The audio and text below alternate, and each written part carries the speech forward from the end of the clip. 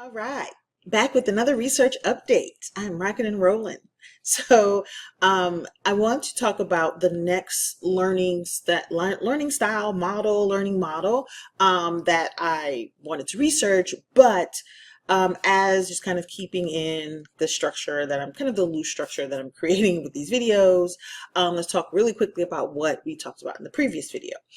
And so in that video, I discussed the 5-stage model of skill acquisition and kind of what I learned from researching that. And that was published in a paper in 1980 by brothers Hubert L. and Stuart E. Dreyfus or Dreyfus. I'm not sure exactly how to say it for them, so I'm saying it both ways.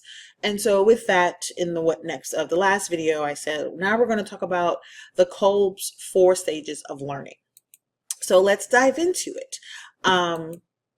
So the 4 stages of learning was coined by David Kolb in 1984, and in that he created a publication, he authored a publication titled Experiential Learning, Experience as the Source of Learning and Development.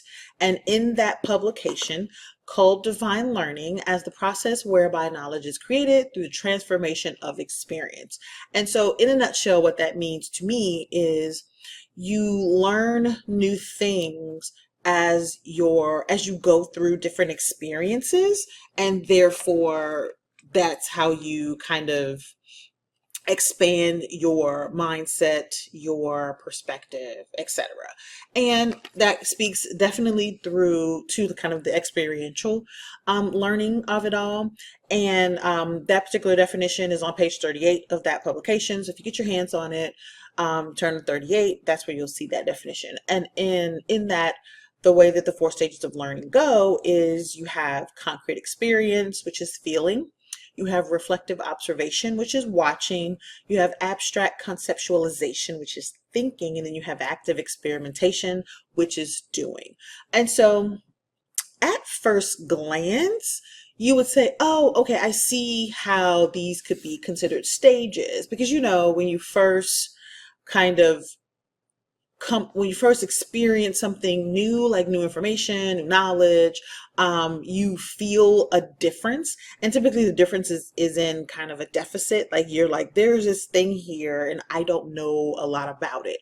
And so then you go to, okay, now I'm just kind of watching what's happening and observing and understanding. And that's helping me to get more insight, because when I see it, it looks different than what I'm used to. So that lets me know that this is something that's new that I'm absorbing. And then now you are thinking about it, you're processing it. So you're able to look at it, understand what's happening, understand the feeling, and then you get to the point where you can actually do the thing that you're learning to do. And then now you are incorporating all of those into the doing. That's my kind of my way of defining how it can appear that these are 4 stages of learning.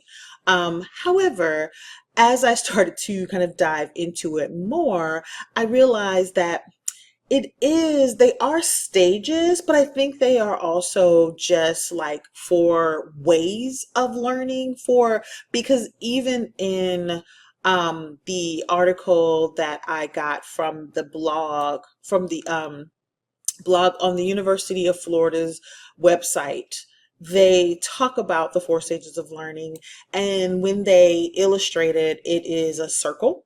And so I'm going to link it down below so that way you can see it and look at it. And actually, let me see, I think I can drag this over so you all can take a look, see, and kind of see. So in this article, you can see that in the 4 stages of learning, like they're a circle.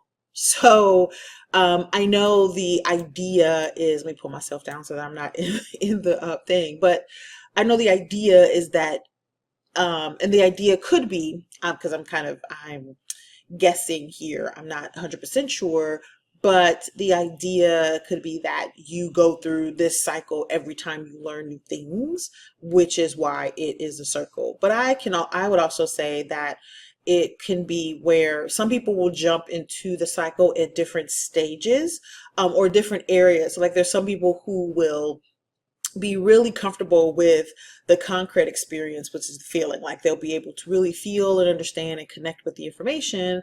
And then they may have to be more intentional about the other pieces to kind of connect the dots. You may have some folks that can jump right into kind of thinking and processing it, but then they have to connect the feeling, the watching, the doing, etc. And kind of, you can do it in different ways. And so initially I was like, okay, I get the cycle. And so I continued to read further. And then I found this, which is a little bit confusing, but they kind of put it, when I say confusing, to me, it's kind of, now it chunks it up a little bit. That provides more context. But for me, it also showed, okay, what I was thinking was actually not so far off, because these things don't all happen necessarily in like an order. They can happen in chunks or in different ways. They can happen, diagonal from the other next to it, or they can happen in the cycle, and it can just vary. And so I found that to be interesting. And then I continued to read further. And that's when, let me drag this back. So that I was like, all right, we got the breakdown of the cycle, the different stages that you have in it. And then I found um, this. So let me drag this over so you can take a look-see. And again, okay, yeah, my thing is popping up, but I will make this bigger. So again, I will link to all of this so that you can do this yourself. Because I would recommend, like, you could take do an inventory of your own learning styles. And so I found this learning style inventory that was also, in one of the articles that I was reading. And I think this comes from Stanford. Stanford.edu. And so this is an assessment for you to see, okay, how do I, express my learning style? So this is a good way for you to start to think critically about how you learn and help you define that, because then you can actively pursue learning opportunities, knowing, okay, if I come at it from this, if the information is given to me in this one way, say reflective observation, which is the thinking part. So say this is a situation where it's like I have to read and kind of think about and, mull over information. And then, we come to class and we talk about what we've learned. So then we're kind of processing the information. We're feeling how we feel when we discuss it. Like we're doing it, but we're approaching it from different points of view. And so understanding where you thrive, I think, is helpful, so that the areas where you thrive, you can really lean in. And then the areas where you may not show up as strongly, you can adjust for yourself. So you can put yourself in a position to benefit from those experiences as well. Because the thing, when I was thinking about these different models and just kind of understanding how students learn, where it's like, well, you are very rarely going to find yourself in a classroom setting or an educational setting where people are all going to have the same learning style or the same approach to receiving and processing information. That is a rarity. I'm not even sure how that could even be made possible in a way that is like equitable and just honoring of different people's, the way that different people move through the world. I don't know how you can do that, but if you find yourself in that situation, then maybe you can function with like, okay, everyone learns in one way, so I'm going to create this material to connect with them in that specific way. But typically that's not the case. You're in classrooms and learning environments where people learn in all different ways, and it's good to know what that is. And so I took the assessment. And so here is what the assessment looks like. So you really take it. It did take me about 30 minutes, mainly because, one, it's 10 rows, and then you have to kind of stop and think like, now and like it says, so you're going to look at these words. So it's 40 words. And then you're going to rank each one in across. So going down and then coming across, you're going to rank each one. My cat is being loud, so if you hear him, my apologies. We're powering through this. You're going to rank, from 1 to 4, and don't make ties. So you can't look at any of these and say, well, these are kind of the same, so I'll give them both 3s. No, you have to actually rank them. And so that causes it to take a little bit more time than, you can't really like power through this in 5 minutes. And so once you've done that, once you rank them across 1 through 4, then you go down and you add them up. And this is for scoring. And so adding them up, under here, this is CE, RO, AC, and AE. I'll show you what those mean, but they're the 4 stages. And basically how you score will let you know which of the stages you are more naturally fits the way that you learn. And so I thought that was interesting. And then once you have kind of put the scores down here, you come down here and you map your scores on this X and Y axis, and you draw a line between all of the scores, and then the area where your chart takes up, where your line, it takes up the biggest space, that's the area that you lean more towards. And so I was like, that's interesting. Let me take it. So let me shrink this down, and then I'm going to bring up mine and show you where I landed. So come on, there we go. Okay, because this dragging over was not dragging. Let me put myself over here. Okay, great. So this was mine. And I did it on because the PDF that I'm going to share you the link with, it's an interactive PDF, so you can like fill it out on the PDF, which I found to be, easier to just go ahead and hop right into it versus trying to like, print it or put it in another tool or anything like that. So I filled it out. And for me, for CE, I got 23 points. For RO, I got 23 points. For AC, I got 30 points. And then for AE, I got 24. So I came down here, and CE is concrete experience, which is thinking, or is feeling. RO is reflective observation, which is thinking. AC is abstract conceptualization, which is, I just drew a blank, so I'm going to reference my notes here. Abstract conceptualization, which is thinking. That one's thinking. Oh, reflective observation is watching. Abstract conceptualization is thinking, and then AE, active experimentation, is doing. And so I took my scores, I scrolled down here, and I put mine on this marker. Now, the challenge with doing it in the PDF program is that I had to kind of use 25, but mine were so close, like 2 of them were 23. One was, this over here was 23, this was 23, and then this was 24, I believe. It's kind of not highlighting. And then this one was 30. So when I drew the line, though, the one that would be the largest, I think if I was just kind of doing the math, because it really is a diamond, but the largest for me would be this side, which is convergent, which is kind of active experimentation, and abstract conceptualization, which is doing and thinking, which honestly, I would say that feels accurate. I am definitely one to kind of learn, receive the information, be able to process it. So think about it, process it, and then be able to do it, discuss it, kind of engage with it on a more practical, actionable scale. And so that was mine. But when I'm looking at mine, though, I'm like, this is super consistent. Like, I am kind of a decently well-rounded representation of all of the different learning styles or learning stages in this particular model. So for me, I might not benefit as much from someone kind of doing a lot of different things.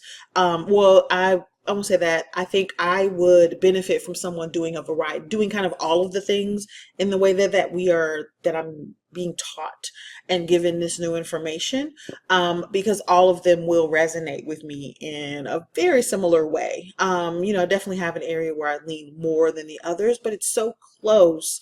And so I definitely wonder, like, if they keep that in mind when they're thinking about when you're doing this and kind of taking that assessment. So I encourage you to give it a gander, give it a try, see how you feel about the assessment when you take it, and kind of see where you fall and where you land. But I thought it was interesting, and so I want to definitely share it with you. But let's talk about what I learned. So now that I've kind of gone through and learned about these different learning, that's why I called it a learning model and not necessarily a learning framework, because it's more of a model of how people learn, the different ways people learn. And what I would say is, I do appreciate that this is more about how people learn and kind of looking at how people learn and then giving them information in that way, so that the information that they receive, they can really process and resonate with it and then implement it. Whereas the challenge, though, I see with this, using this as your learning model, is I can imagine it's tough to determine what the different learning styles look like in real life. So yes, you might give the assessments, but what if you have, a bunch of people like me who are kind of evenly matched across them? You still have to vary the information in order to resonate. And so I do think it's helpful for people to have a good understanding of how they learn and how they process and receive new information and what that looks like for them on their experience. But I also wondered, so this was the last question that I ended on with this, is when you measure people's learning styles, do those learning styles change as the person goes through different life experiences? So I wonder, and would be interested to know, and this is something that I really can't do, but if I had taken this learning style assessment, because, we're talking about adult learning. So say I took this right when I graduated from college, where would I have fallen on the with the stages? Would I be so much of a kind of a general, kind of evenly keeled, rounded person as far as my learning styles, or would I have leaned one way or the other? And I also am curious, second question, this just came to mind, is one of the reasons why my style, why I have basically a diamond, that's very consistent in each quadrant. Is it because I teach?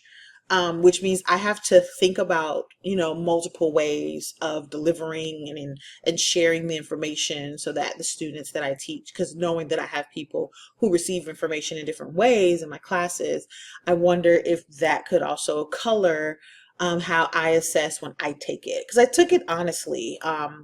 I did not, try to like fill it out with a specific profile. I just took it based on what I thought. And so that is a curious thing, a curious thought that I've had as I'm just kind of thinking more deeply about the Kolb's learning styles. So, or the Kolb learning stages, or the learning model. So here's what's next. Now that I've looked up this one, I'm going to look into another adult learning framework, and this is called situated learning. So I'm interested to learn more about this, and I'm also interested to learn about your thoughts. So what did you think about Kolb's learning stages, learning model? Did any of it resonate with you? If you take the assessment, I would love to know what you got. I don't know how you can share, unless you like link to it, which you don't have to link to it. You could just kind of share what you got. But I would love to know if there's someone who like skews really heavily in what that, and if what you got when you took the assessment resonates with how you learn new things. So let's chat in the comments if you found me and you'd like to just kind of dive into some really nerdy talk about learning and learning frameworks, then I would love to chat with you about them. Otherwise, I will see you I will see you in the next video.